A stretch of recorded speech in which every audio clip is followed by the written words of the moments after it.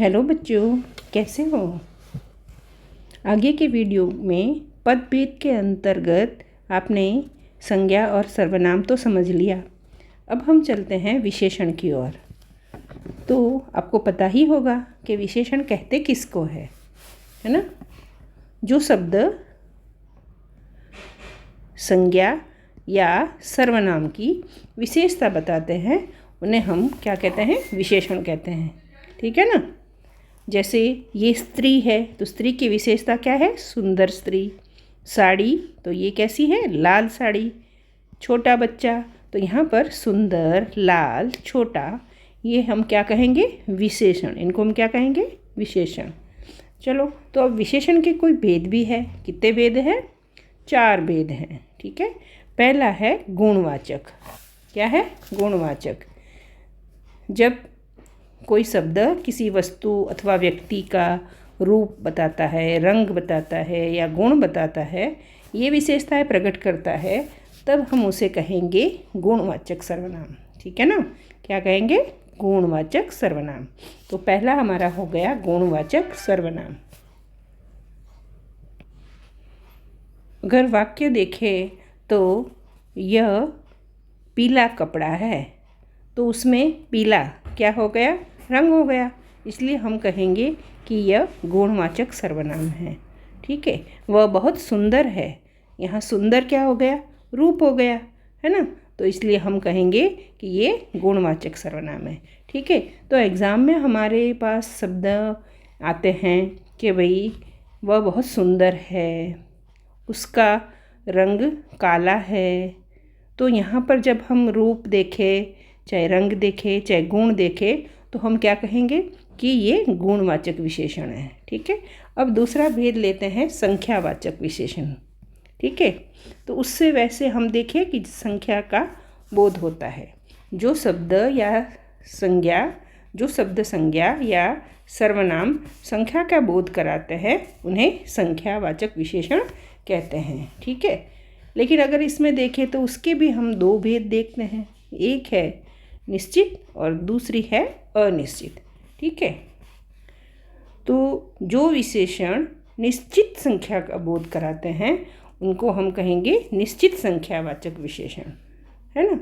जैसे मेरे पास 5 रुपये हैं, तो यहाँ रुपये की विशेषता हो गई 5, 7, पहला, दूसरा। तो यहाँ पर हम संख्या की विशेषता है और वो भी निश्चित संख्या की है, इसलिए हम कहेंगे निश्चित संख्यावाचक विशेषण। ठीक है। उसका ही दूसरा प्रकार है अनिश्चित संख्यावाचक, है ना।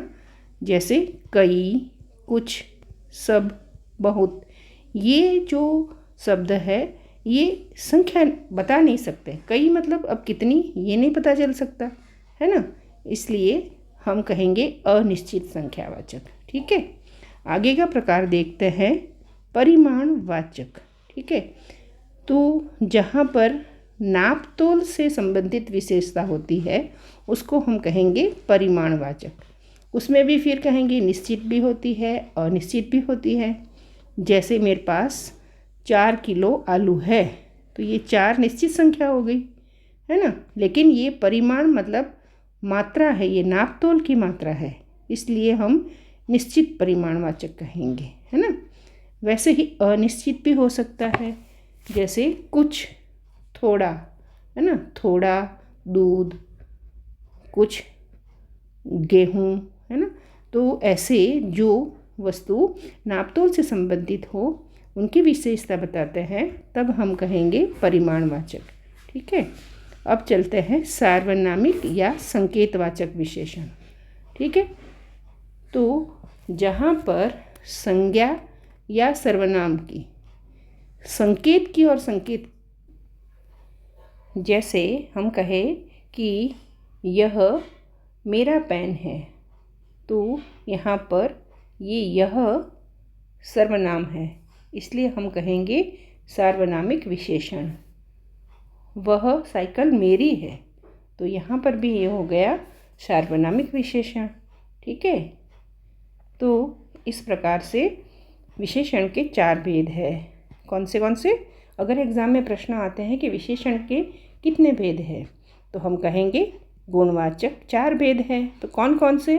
गुणवाचक, संख्यावाचक, परिमाणवाचक और सार्वनामिक विशेषण, है ना। और अगर परिभाषा पूछे तो कहेंगे कि जो शब्द संज्ञा या सर्वनाम की विशेषता बताते हैं उन्हें हम विशेषण कहते हैं। ठीक है, तो हो गया ना आसान एकदम। विशेषण तो आप समझ गए हैं।